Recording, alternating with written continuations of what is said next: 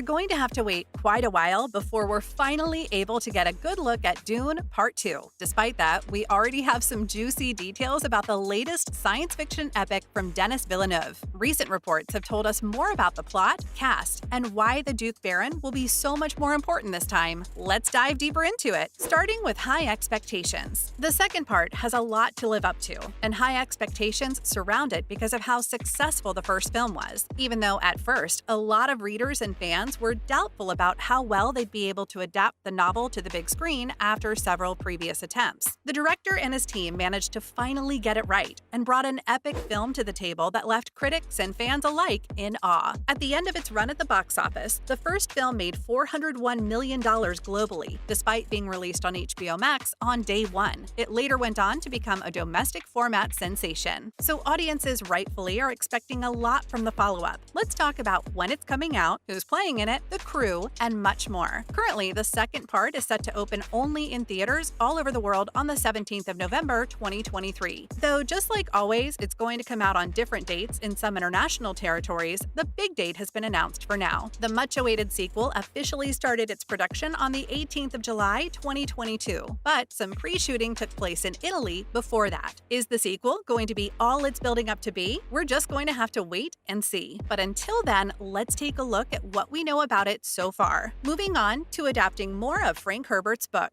The upcoming sequel will further adapt the book's second half by Frank Herbert, though let's be honest, it's more like the last third of it, following up on the heavy losses that House Atreides faced, resulting in them losing most of their forces on Arrakis and the death of Duke Leto Atreides, Dr. Kynes, and Duncan Idaho. Paul and his mother have now joined forces with the Freemen. The two are now on a completely new adventure as they learn more about the planet through the eyes of the natives over there, as they strengthen their plans to take back what's theirs from House Harkonnen. The first movie covers almost half of the first novel until Paul meets up with the tribe of Freemen that Stilgar leads. This means that the sequel will be full of action and will focus on the guerrilla war between the Freemen, led by Paul, and the Harkonnen oppressors in Arrakis. After a battle that goes on for about 2 years, Paul and his forces emerge victorious and even manage to get rid of the Emperor after Shaddam IV tries to defeat them with his elite Sardaukar troopers, setting the stage for a bigger Dune saga. Coming up, there's a lot more going on. Of course, there's still a lot more going on in what's left of the novel, so the director and screenwriter have had more than enough old and new characters and threads from the story to make something as good as the first film. Not just that, but the novel also has a few jumps in time and quickly goes over some of the heavy action parts, so there's a lot of room to make more development for the characters and some incredible action scenes. We can also expect the sequel to focus relatively more on Zendaya's character, Chani, a character that didn't have a lot of presence in the first film despite showing up in Paul's visions. As for Paul and his mother, they're both going to follow a super spiritual path laid out before them in the first film, but a lot of hard choices stand and wait for them. Next up, Dune Part 2's cast. Despite some of the major deaths and disappearances that happened in the first film, the sequel's cast is looking even more exciting this time. We've got a lot of the cast coming back, including Timothee Chalamet as Paul Atreides, Zendaya as Chani, Rebecca Ferguson as Lady Jessica, Stellan Skarsgård as Baron Vladimir Harkonnen, and Javier Bardem as Stilgar. Some other returning names include Josh Brolin's Gurney Halleck, Charlotte Rampling's Reverend Mother Mahim, and David Bautista, but this time he's playing Glossu Robin Harkonnen and Stephen McKinley Henderson's Ufer Hawat. Some of the newer faces include the star from Elvis, Austin Butler, as Fade Rautha Harkonnen, one of the ambitious antagonists. We've also got the Emperor's daughter, Princess Irulan Carino, who Florence Pugh plays, and Leah Seydoux as Lady Margot, a Bene Gesserit with a crucial mission. Finally, Emperor Shaddam IV, played by Christopher Walken, finally shows up to set things straight. Not just that, but the director has also shown his interest in adapting Dune Messiah as a single film to finalize his ideal Dune trilogy, though that fully depends on how the sequel performs. Additionally, the crew. The beloved composer Hans Zimmer, who made and recorded the huge score for the first part, is also coming back for the second part. Similarly, critically acclaimed cinematographer Greg Fraser, who worked on Rogue One and The Batman, is also going to be a part of it. Other big names coming back for the sequel include Patrice Vermetti in production design, Joe Walker in film editing, Tom Brown in art direction, Donald Moat in makeup, and Jacqueline West in costume design. The sequel is co-produced by Legendary Pictures, who holds the rights to it, and Warner Brothers Pictures handles its worldwide distribution. And Villeneuve Films. Its producers include Cale Boyder, Jessica Durhammer, Patrick McCormick, Tanya LaPointe, Mary Parent, and the director Denis Villeneuve, while its list of executive producers includes includes Joshua Grode, Herbert W. Gaines, John Harrison, Kim Herbert, Brian Herbert, Byron Merritt, Richard P. Rubenstein, the screenwriter John Spates, and Thomas Tull, who is the former boss of Legendary. Let's talk about a possible spin-off. Both Warner Brothers and Legendary are interested in keeping the series flowing with Dune: The Sisterhood, a story set 10,000 years before the original and will be a streaming series for HBO Max. The show was given a straight-to-series order back in 2019 before they knew that the first Dune was going to be such a massive hit. At the time, Villeneuve was going to direct the first episode, but that's not happening anymore. Instead, Johan Renck, the director from Chernobyl, is taking up the first 2 episodes. Similarly, Why Dune is split into 2 parts. Although the original 412-page novel by Frank Herbert is by no means the biggest book ever to be adapted for film, the universe that it manages to make it incredibly complex. Along with the sci-fi setting, the story also had some elements of philosophy, mysticism, religion, genetics, technology, and extrasensory perception. This means that a true adaptation would have to first dive into Dune's extensive world to make anything good for audiences. Taking note of the several failed attempts at the series, the director's decision to turn it into 2 separate movies is the first time anyone solved the issue of it being limited to at max 3 hours. By cutting the movie into 2 parts, the director had an incredible opportunity to make a much more faithful recreation of the beloved sci-fi masterpiece, doing it justice. Moving on, what does the Baron's connection to House Atreides mean for Part 2? While the Baron barely got any time on screen in the first film, the character has a strange connection to House Atreides that the film still has to explore. Since the films are adapting Frank Herbert's first book from the iconic series, and the first part only covered half of it, there's a lot of room for characters and plot lines that were left hanging to finally come to fruition. One of the biggest characters that didn't get any development or resolution is the antagonist, Baron Harkonnen. While at first he looks like your average bad guy who's there for the sake of having a villain, he's got quite an important role in the plot of Herbert's original book.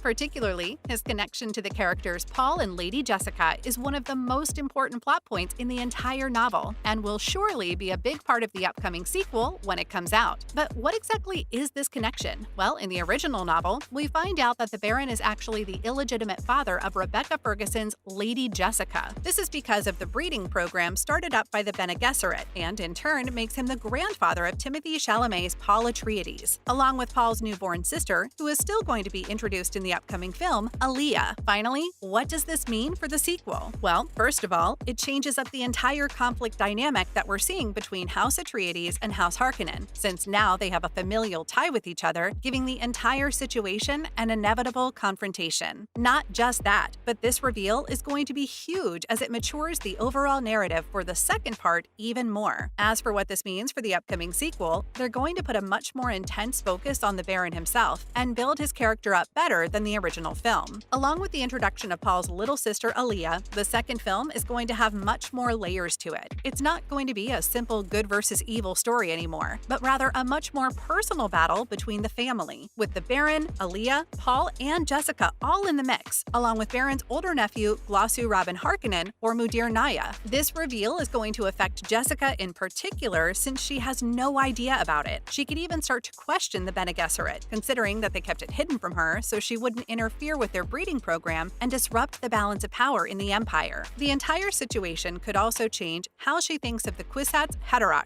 since she thinks that Paul's relation to the villain is going to affect both her children. There are several cogs about to be turned between the character that's going to be exciting for fans of both the book and the film series. That's a wrap for this video. What are your thoughts about the upcoming film? Let us know in the comments below. Make sure to give this video a thumbs up and subscribe to our channel for more videos like this. See you in the next one!